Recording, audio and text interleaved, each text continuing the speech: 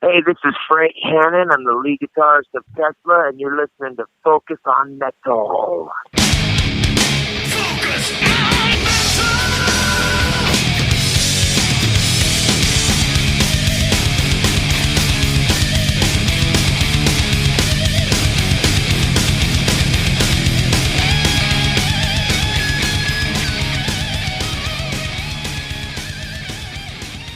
Hey, Metalhead, Scott Thompson here, welcoming you to yet another episode of Focus on Metal. And yeah, I'm sure you're tuning in this week to catch the second half of our Bill O'Leary discussion. And I decided to change the script a little bit. And this week, instead, we are going to be talking with Tesla vocalist Jeff Keith. And we will look to get that second part of the Bill O'Leary discussion out on the episode after this one. And part of the decision on all this is the timeliness. You know, Tesla is out on the second leg of their tour, just started a few weeks ago. They got their new single, Time to Rock, that just came out as well, and I just thought that this would be a great time to do it. And the other reason is I'm just fired up about Tesla right now. And that's because, those of you who follow us on Twitter know that I was out at that first show of the second leg of the tour and put up a lot of great photos of the band. It was an incredibly awesome show from an audience perspective, sitting out there, I don't know, second, third row, I can't remember which one it was. But anyways, one of the best Tesla shows I have seen in a long, long time.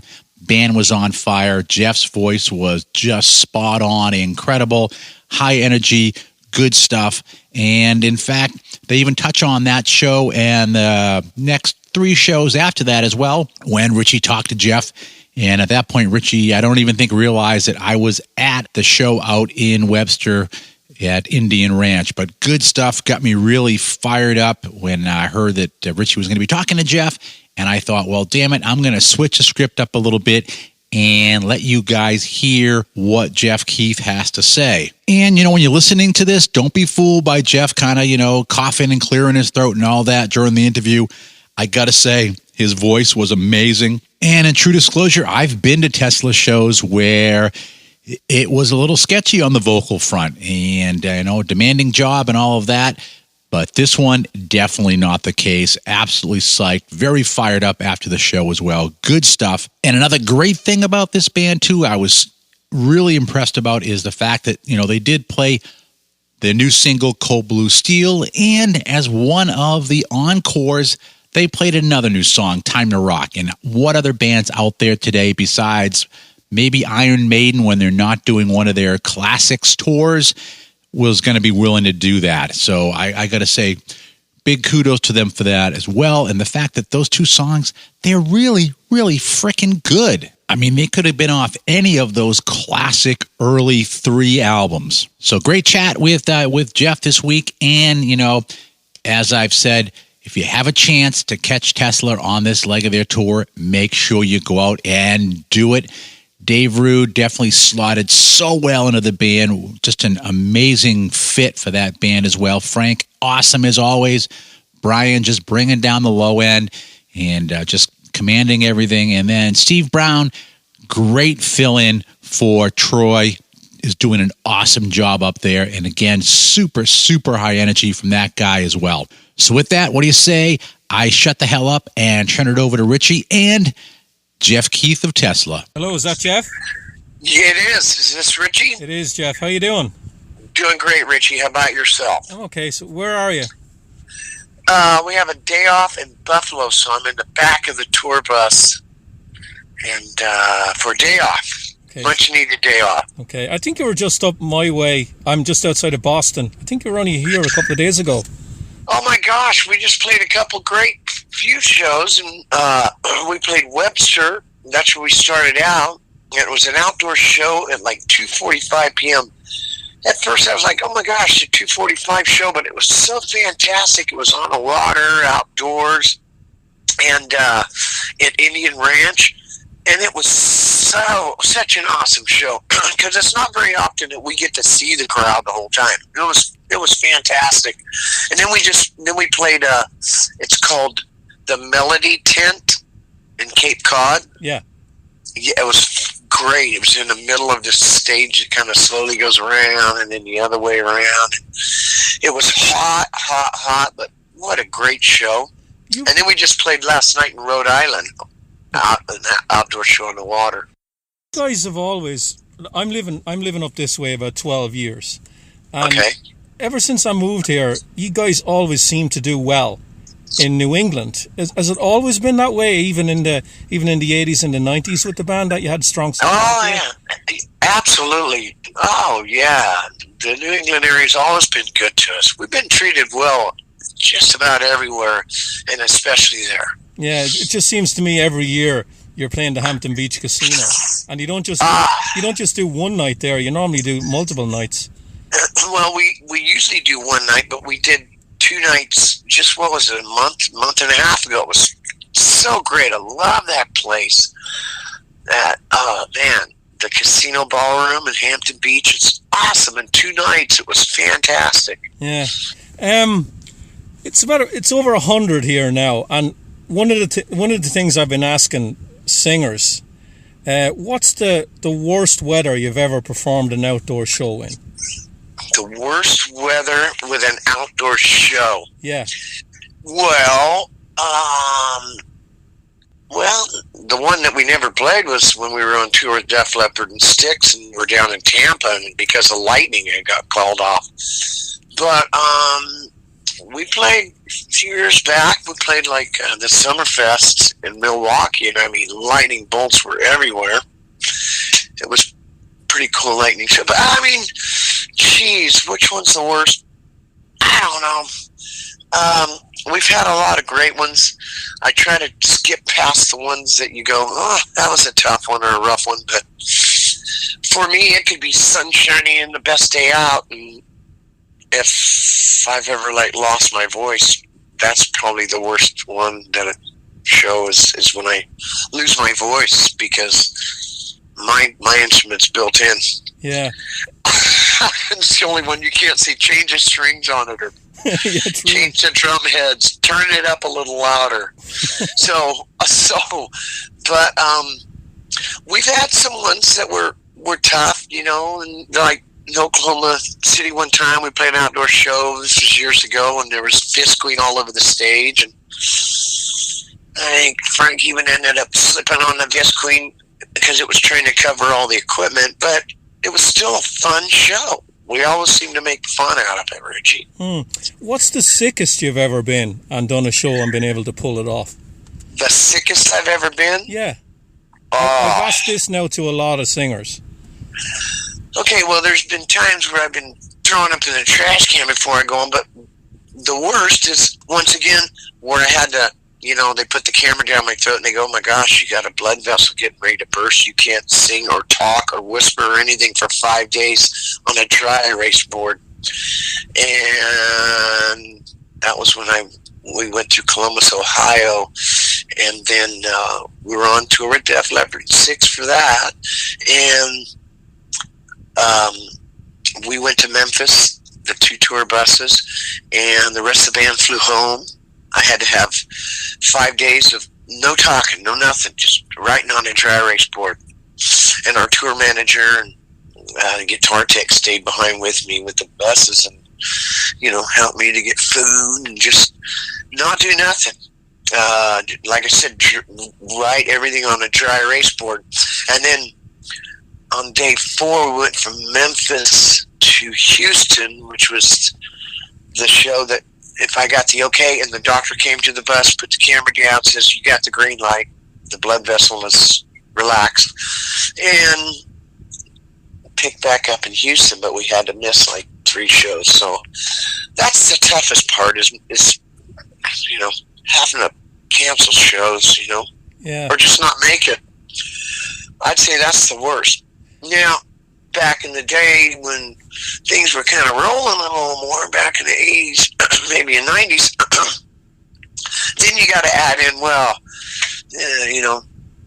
that extra little partying here and there and stuff doesn't help. So at least I don't have the weight of that on my shoulders, because we don't do that for quite some time now. So how do you get space on the road, Jeff, for yourself? Because When I've spoken to other musicians, like some of them, they'll stay in the hotel room and they'll binge Netflix or something, and then others like to just walk around, see the sights and all that. Some other guys paint, some guys do photography. Like, how do you get your space, and what do you do on the road that's different to what the other guys do? Well, like right now, I'm in the back of the tour bus. The guys I sleep on the couch in the back lounge because I like to sleep with the fan, and it gives me space, and I can control the air, because the rest of these guys, they like it like a freezer, so I can control more of the atmosphere in the back. And I got the back lounge here and watch a little gun smoke and just take it easy. Or I've been known, before COVID, I would, like on days off, I'd get a rent-a-car and just drive, wherever on a day off. I like to just see things, and that's my space. But here lately, I got the back of the tour bus, and I could just relax in a controlled environment as far as temperature-wise, and just take it easy. Do you have a favorite? Do you have a favorite country you like to visit? Somewhere maybe you went on tour and you said to yourself, I'm going to go back here now when I'm off the road because I really want to see more of it. Well, we've been around a lot. We've been to a lot of great countries. And, gosh, once again, picking favorites, Richie, is not the easiest thing for me to do, but, say Ireland, Jeff. Ireland, I love Ireland, man. Yes. I believe that's where we started out when we went on the Hysteria tour with Def Leppard. Right. Belfast. 14 months. Yeah. We started off in Dublin, I believe. It was fantastic. Belfast, yeah. I love it. I love Ireland. It's beautiful. Yeah. And I got to go out, because, see, back in them days, it's where I went and did a lot of things. I mean, on my own, I would just go out and even driving around on the roads where you're driving on the left, and it was great. And I'd go, like, when we were on tour with Def Leppard, I'd just wake up, like, say we're in St. Louis, I'd see the arch, and I'd just walk, like, 5 miles, whatever it was, to the arch, go up to the top of the arch by myself, go to the top of the Empire State Building by myself, So I went and did a whole lot of sightseeing, because I came from this small town boy to now I'm seeing things that I only always just saw on TV, and I got to go out and do it. I like in other countries too, like Belfast, anywhere. It's like to go see all this really old historical stuff, castles and all this stuff. It was fantastic. And that Hysteria tour is definitely, no doubt about it, favorite tour for me that we've ever been on was the Hysteria tour in the round. Tell me, Jeff, about some of the exotic gifts you've gotten from Japanese fans. Oh, from Japanese fans? They're fantastic. They're great. They're just such a nice people, great audience, and just very respectful, and just they were awesome. And they even did a thing. This is how much they pay attention to detail. Is there was a thing back when we were in like the rock magazines, and they had a sort of a Fine Waldo thing, and the center folded out. And back in the day, I had a couple goats, couple ponies, lots of dogs, cats, and animals and stuff like that. And they had a thing where I was leading my goat through the crowd with a leash, and they got the little bags under my eyes. I've always had dark circles under my eyes, but they're very, hard-working people, but they're just so appreciated. Not that every place else isn't, but they just always treated us so well. We've had a lot of great shows over in Japan. When you played there in the 80s, was it still true that they'd sit down and they'd be absolutely quiet while you're playing until the end? Yes. That must have taken a little bit of getting used to. Well, you know what? That's just how they do it, and you just get used to it really fast. And you're absolutely right. That reminds me, they would be very quiet, and they're they're grasping onto every word, every note you're playing, and then they do their applauding, and then it's quiet. But yeah, no, that's how they do it, and it's great. Yeah. Jeff, I want to ask about the different roles of band members play, and what role do you think you play in the band? This is just a general question. There's some guys in bands, and I've interviewed Brian and I've interviewed Frank, Okay. and some guys are the creative guy. Then there's other guys they're very good at the business side of the music, and then other guys might be quiet guys, other guys might be mediators when it comes to disputes and stuff like that. How would you describe your role in the band? Well, we've always all needed to be a mediator at certain points. Okay. When you're in a band, it's hey man, it's like a marriage between 5 guys, and it's fantastic. It's great. But my end of it is just like, I like to get an idea for a song, they give it to me, I work it around, and then next you know, take it here and there, and then once it gets set where I get a melody going for it, and then I just try to fill in the blanks with words from the heart, and that's and then once making a record, so songwriting, I just love making a record. I love, but my favorite part is playing live. Just hand me the microphone, don't think about things, and just do it. Now, like Brian, he's like the brains of the band. He manages the band. Yeah. And so he knows all the ups and downs and ins and outs, always looking at the big picture. And then Frank also knows that side of it, but he also is a big part in the creative side. Not that Brian's not. I'm not saying that. I'm just saying you're asking what each individual kind of does. And for me, I'm this small town boy, don't think about it, and just write from the heart. And like I said, my favorite thing to do is sing them live. Do you think, Jeff, that you're the impulsive guy? The other guys might sit and think about things and analyze it, whereas you're like shoot from the hip kind of a guy? Very shoot from the hip, very impulsive. Absolutely. Okay. No doubt about it. Okay. And you haven't changed at all, really, since the band has started when it comes to that? No. You know, and I like that, Richie. I'm going to have to remember that. I shoot from the hip. That's you just helped me define myself. So, which other guy in the band has changed the most since you knew him? Well, we all have to be, always prepared to adapt and to renegotiate, renavigate. Yeah. But you know what?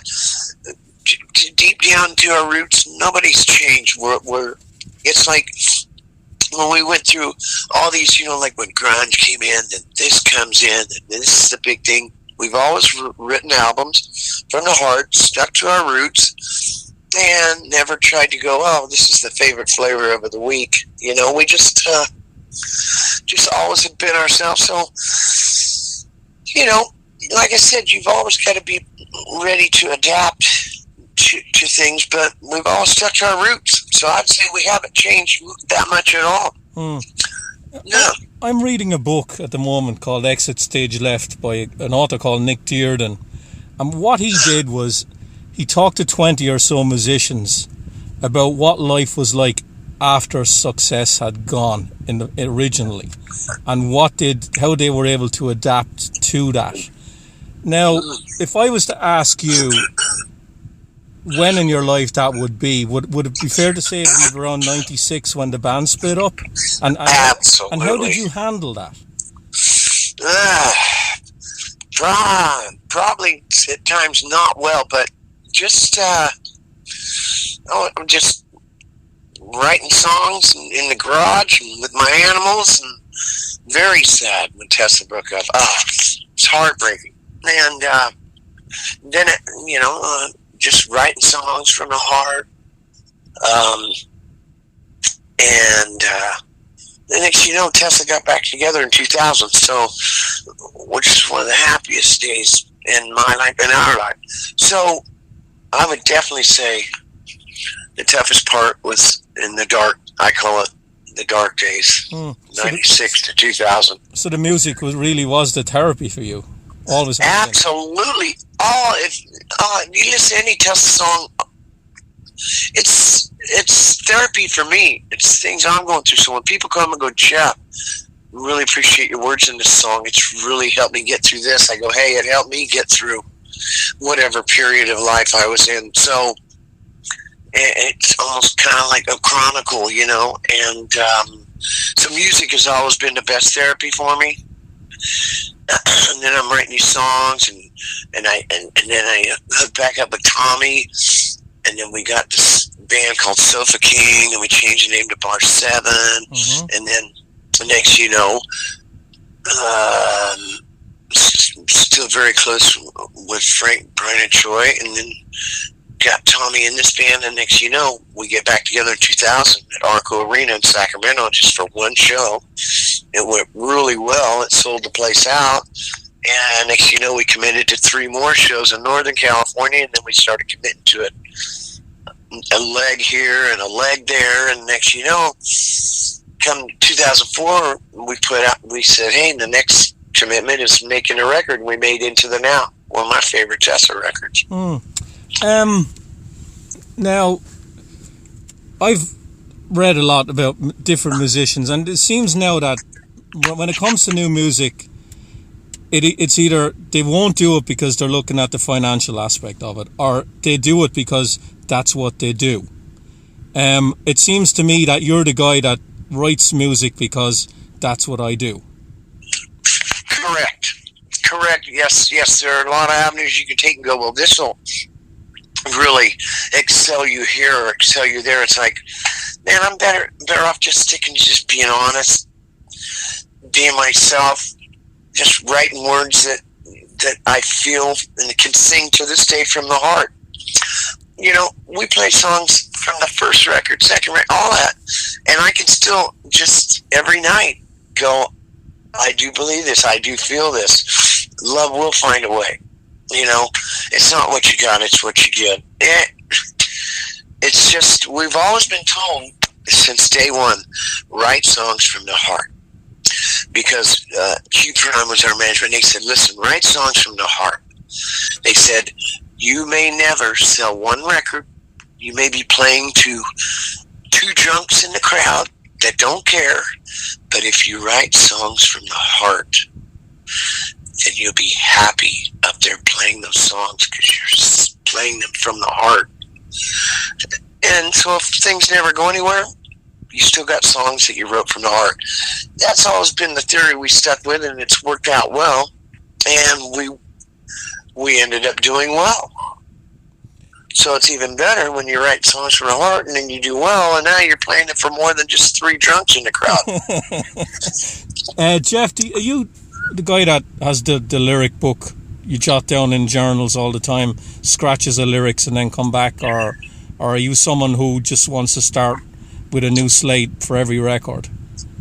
You know what? There's a lot of songs that were demoed and never made the record, and sometime or another it'd be fun to go back into the archives, and because some you go, oh, I really like that idea, but once you get to, you know, the songwriting mode, you just go, well, let's write something else, because once something doesn't make the cut, to go back to it,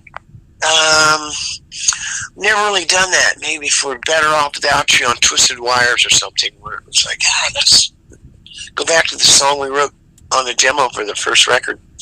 There's a lot of great ideas that I love the songs and will love and got them in my heart because I know from demoing it up and working on it, but there's a lot of great songs that make the cut that I personally still love. But yeah, it's usually always, let's write something new. Have you ever felt that you've had a great idea and then for whatever reason you forgot what it was? Oh my gosh, you got it. If you're at night, you're going to bed and you go, I got an idea, I'll remember it when I get up. You wake up and go, what was it? So anytime, for years now, anytime if some idea comes up, I'd write it down. Now, with these phones and stuff, you can do a voice memo thing, you know? Yeah, so it's even better. So instead of just words that you can write down, I got an idea for that, or write down the chords for this or that. You got this voice memo thing. It comes in real handy. Back then, it used to have a little miniature cassette tape recorder thing, whatever they call them. The little cassette tape. You could put an idea down to, but you gotta put it down when it comes into your head, because the thing of I'll remember it later. Oh, it's all part of my heart. No, it doesn't work. Now, it's a couple of years removed from the Shock record. What are your thoughts on that now? The Shock record was a lot of fun. Phil Collin, produced it, co-wrote almost every single, or if not every single song. So we went in and just following Phil's lead and just really had a blast doing it, because we've never taken that kind of approach. And, things that were fun were like coming into the studio. Usually Tesla, when we make a record, we start with a live basic track and then build off of it from there, and then we build on it until we feel like, all right, that's pretty much in the can. I say pretty much because you can always go back and say, hey, we've went around the block with this, let's take it around the block one more time. But we've always went song by song. So when we did it with Phil, it'd be great. Come in, say for me, start off the day singing the verses on this song, and then two hours later, let's switch gears and go over to this song, sing the bridge. Let's go. Okay, and now let's go over and do the chorus for this song that we did a few days ago, the verse and the bridge. So it was fun in one day going over 2 or 3 songs, if not 3 or 4 songs in one day, which was new to us and fun. And Phil's a great guy. And Def Leppard, they're our big brothers, and they've always treated us well. And it was fun doing it with Phil. It was a lot of fun. It was a different experience, a different approach, and we had a blast doing it. How did Phil push you as a singer? Because he's in a band that's known for a lot of vocals. Right. Well, he would have ideas for vocals and stuff. And so, once again, I just followed his lead. I think on Shock, the only one where I got the song idea and got to write where the way I write a song on my end is take it, get a melody, and get a melody that feels great to me, and then fill in with the words. So Forever Loving You was the one that where I do my usual thing, but the rest of them, it was pretty much laid out, and Phil co-wrote with Dave, Frank, Brian, everybody, and we just followed his lead, and it was fun. It was great. People enjoyed it. We enjoyed it. Phil enjoyed it. We had a blast, and it was a different approach. Yeah. Jeff, I want to ask you about your voice and how it's changed over the years. And a lot of singers, they don't have the voice that they had in the 80s unless you're someone like, like 70s, like Glenn Hughes or someone like that, Paul Rodgers. How has your voice changed over the years? Has it gotten a little bit more raspy? Maybe it was a little bit more raspy back in earlier days because I was drinking and smoking like a freight train, which I don't do that anymore, which is for the better. But, the most we might do, Richie, is, in all honesty, is years ago, we've always tuned down a half step, and which was like something like, say, Van Halen always made records tuned down a half step, so we tuned down a half step. And then there's a few songs that are in our set to this day that are tuned down a whole step, so I can still sing the same melody, but it's just tuned down. So, because see, back, especially when you're first making records, you're in there, like, say, for me, in the vocal booth, you're doing 20 takes. Boom, bam, boom, bam. And then you're hitting all these high notes, and then you find out, well, now we're going to go out and play them live, and oh boy, night after night, you're not in a vocal booth and getting 20 takes and going, hang on, let me clear my throat and try that again. So, but you know what? We just can tune down a little, and for whatever reason, things are still holding up. Very grateful for that. Things are still holding up. People go, hey man, you still sound great. So I can appreciate that. And I'm feeling good. And as long as the voice holds up, I'm ready to go. Yeah. Are there any songs in the back catalogue that you just feel that you can't do anymore? Oh yeah, we went around with some, going, oh, let's try this. You know, and there's some, Richie, that are, the best way to explain it could be like, that's a great album track, but it doesn't work well live. And I'm not thinking of any particular song. I'm just saying some songs you go, oh, it was great. It was fun putting that on the record. It's a great song. Doesn't come across live as well. And so, yeah. And then, of course, there's always the staple songs that have to go in a set. You got to play the, Marty Cowboy and all that stuff. Little Susie and Signs, love song. So now and then we'll work up some songs that we call pulling a rabbit out of the hat. And it's fun to do, Yeah, you guys seem to be pretty good at that, because you tend to add a couple of extra songs in the set every time you come around that weren't in the set from the previous tour. Yeah, well, see, now Frank's really good about that. He'll look at, like, say, a set list that we did 2 years ago when we go through a town or city, and he'll go, hey, why don't we change this up, this one, or, change up a couple songs, so we're not playing the same set we played 2 years ago. And then, once again, there's the staple songs, because you can get people, it's like somebody just last night, when I got to meet some, with a couple fans and stuff, they go, I haven't seen you since 1986.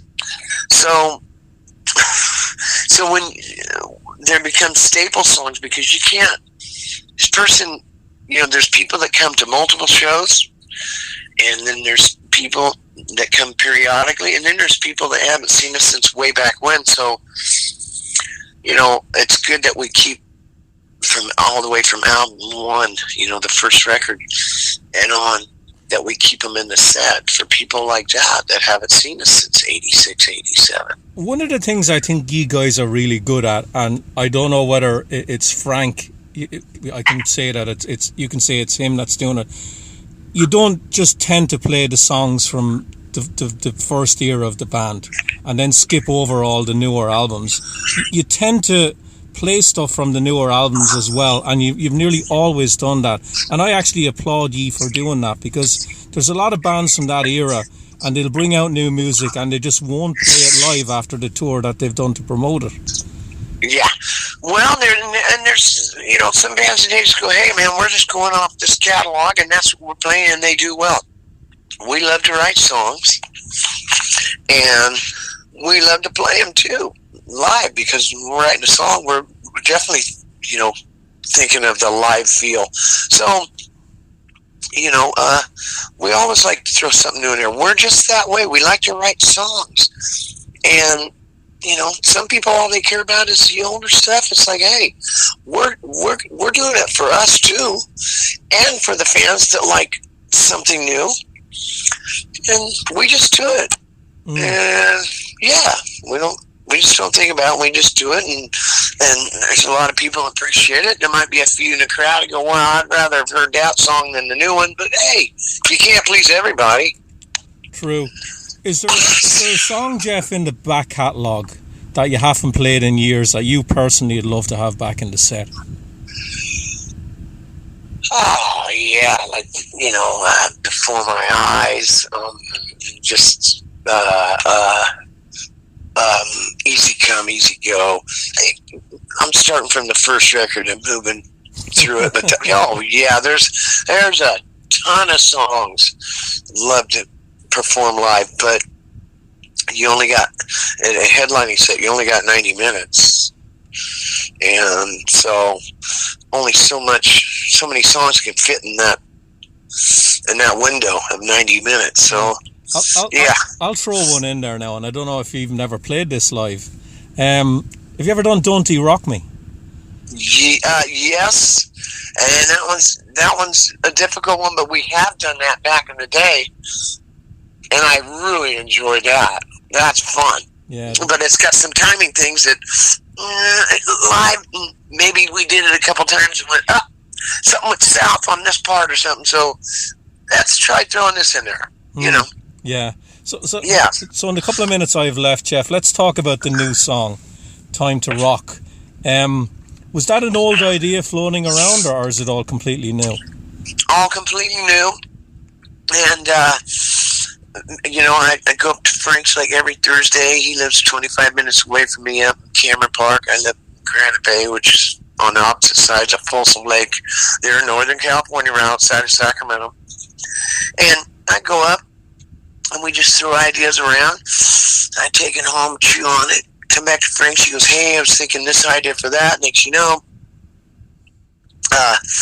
we're building a song, and next, you know, Frank might have said the phrase, "Hey, something like Time to Rock" or something. I went, "Okay," and then he comes up with these new parts, and then I say, "Hey, how about we take this chorus thing that is the chorus and put another note in there that goes to this?"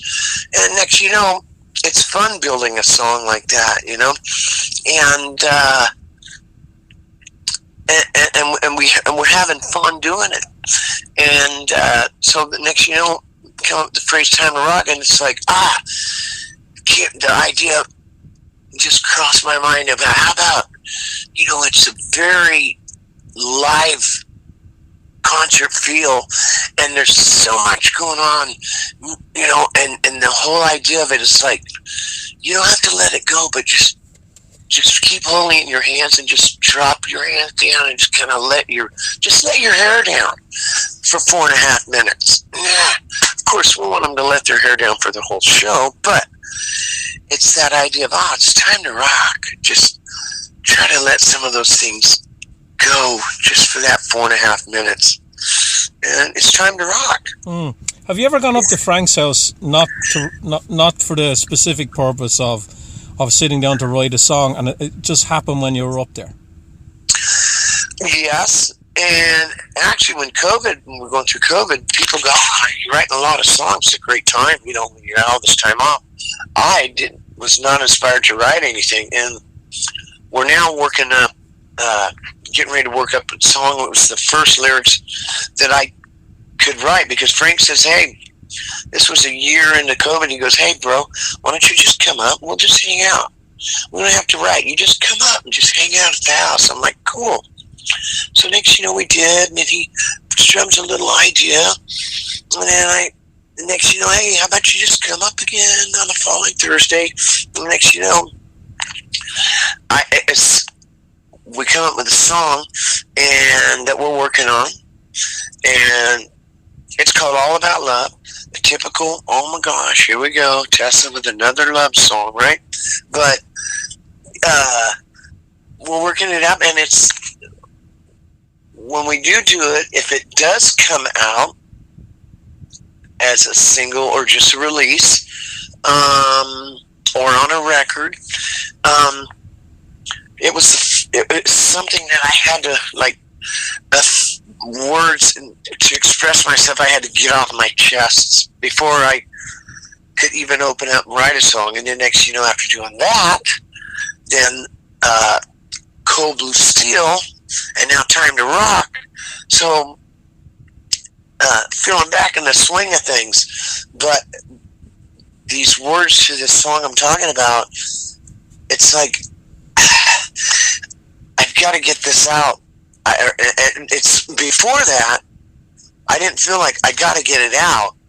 But when it came to trying to think of something, what are you inspired by? And it's like, I just had to sing about love. And that, I got through that, and then I felt like, all right, I am inspired to write more. Oh, it's the best way I can explain it. So it's coming from, how would I describe it? It's coming from a very pure place that you're not forcing yourself to do it. It's just happening naturally. Not absolutely pure. As a matter of fact, it's like I've just got to express this. This is a feeling I have to get off my chest because, like I said, a lot of people would see it as a great opportunity to write. But for me, I have to be inspired, and by the whole world entertainment business stuff just being shut down it's very difficult, and and for the world it was very difficult going through this pandemic, and it took me quite some time to get where it was very pure, and I would say inspiration to. This is what I got to get off my chest. But it was very from the heart. Very from the heart, Richie. Yeah, final question. I want to ask you about Steve Brown, because I've interviewed his brother, Wild Mick Brown. Hi, this is Wild Mick Brown, and you're listening to Focus on Metal. Oh, nice. And I remember when I interviewed him, I asked him a question, and 15 minutes later he stopped talking.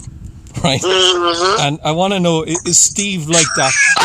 Is he the gregarious guy, the life and soul of the party? Because Mick is like that. Are you kidding me and him? We share the same dressing room because I want to say in a nice way, I'm hard to shut up. He's hard to shut up. It's fun, but it's a great shut up. It's awesome. He's got this energy, and he's a great guy and a great drummer, and just he's what's not to love. He has a shirt that says "Life would be boring without me," and it's absolutely true. Steve Brown is awesome. Did you tour with Dokken when in the 80s or 90s with Mick? We played with him a little bit, yeah, but not too much. But yes, we played some shows with him, and throughout the years we played shows with Dokken, yes, but not back in their heyday. Now Tom Zutaut signed them to, I think, Elektra, and then when he moved to Geffen Records, that's when he signed us. And so he actually said, "Oh my gosh, never mind that faint phone ring. These days they're spam calling, FaceTiming. It's crazy." But anyway, never mind that. But where was I with it? Oh yeah, but Tom Zutaut, we used to cover in the Top 40 band. Sitting here thinking in the room, you're feeling pressure, you're going crazy too. Oh, breaking the chains around you. Yeah, we covered that song. Tom Zutaut says, "Jeff, you sing it better than Don," and not saying that's true. I'm just saying that's what he said. But when Tom Zutaut signed us to Geffen Records, him and True Sense and on, we got signed in '85, and they said, "You're not ready to make a record." And so we worked on writing songs for a year, and they came out with the first record by the end of '86. So yeah, but we never played. Back in the day, we just covered their songs in the Top 40. We were a Top 40 band. Well, Jeff, I'm going to leave you go because I know it's your day off and you've given me 40-odd minutes. And, you're the singer. You need to keep, you don't want to talk all the time. So yes. I just want to say that I want to thank you personally for the music over the years. I've never interviewed you before.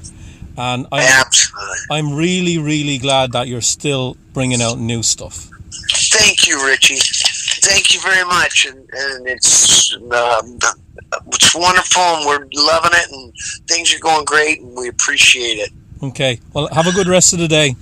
Thanks, Richie. All right, Jeff, you take too. care. Okay, all right, bye-bye. There you go. Great chat with Jeff Keith of Tesla. And as I said, if you can, go out and try to catch them on the second leg of the tour. And if I release this on the day I think it is, they'll be playing the Missouri State Fair tonight. But they're going to be cooking through Idaho and Washington, Ohio. They'll be kicking back to New York again for the Greater New York State Fair. heading down to Dallas, Texas, Houston, Texas, a lot of different dates in Texas there as well. San Antonio, last one in Texas there. Mississippi, Louisiana, out to Concord Pavilion at Concord, California. That pretty much wraps up the main chunk of their tour. And then they even have some dates for 2023. They have the January 19th, they'll be in Tampa, and they'll be doing a bunch of other ones as well. April 29th, they are on the Monsters of Rock Cruise 2023. You can keep up with all of this stuff by heading to TeslaTheBand.com. And if you're looking for your Tesla merch up there, they have a little bit. I remember last time I checked, they had a whole bunch of stuff up there. But, right now, they have a few things. They got a Tesla Tour 2022 tee up there. They have another flag tee that's pretty cool. Ladies' tees, some bandana, koozies. So a few things up there for merch if you want to. And as far as all the other social media stuff, that I'm surprised that Richie didn't ask Jeff, but maybe he just wanted to preserve his voice. You can head up to... on Twitter, Tesla Band, and on Facebook, it is also Tesla Band, and Instagram, Tesla Band again. If you want to check out any of their stuff on YouTube, again, go up to youtube.com and check out Tesla Band. And, if you're up there and you are cruising around, make sure that you also head over and look for Focus on Metal over on Twitter, and follow us up there as well. See what we're up to. Always posting all kinds of crap. And if you want to listen to some of our past episodes, you want to listen to our talks with Frank Hannon, or our talks with Brian Wheat, or a whole bunch of other different people, then you can head up to focusonmetalpod.com. You can also go to the old address, focusonmetal.net. It's just going to do a redirect over to the new site over at focusonmetalpod.com. So good stuff there with Jeff, and hoping to hear more Tesla music soon. And this is definitely, that show got me all psyched about the band. And it's always been one of my favorite bands. Love the stuff that they do. But when you see a band live and you get them, going like they were, it gets you pumped up, and it wants you to get more. It gets you right back into the band, and that's the case with me right now. So that's one of the reasons I'm running Jeff this week instead of Bill. Damn it. But, I do have the other whole second half of Bill's chat all edited, ready to get mixed into a show. So the plan as of right now, unless Richie throws something else very cool my way, is that we're running the second half of the Bill O'Leary interview on the next show. Good stuff when he goes through a whole crap load of bands that he worked with. We're talking about Leopard, Motley, Ozzy, Kiss, Van Halen, Rainbow, UFO. I could keep on going, but a lot of good stuff coming up on that one to look forward to. But for this week, that's it. There ain't no more. Stick a fork in it. This puppy is done. So for Richie, myself, and everybody else here at Focus on Metal, have yourselves a great metal week. And until we talk to you again next time, as always, remember... Focus on Metal! Everything else is insignificant.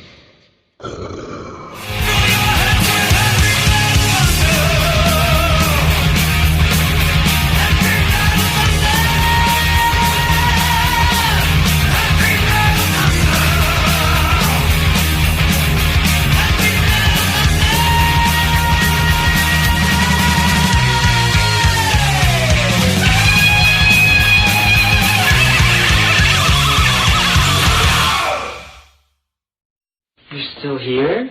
It's over. Go home.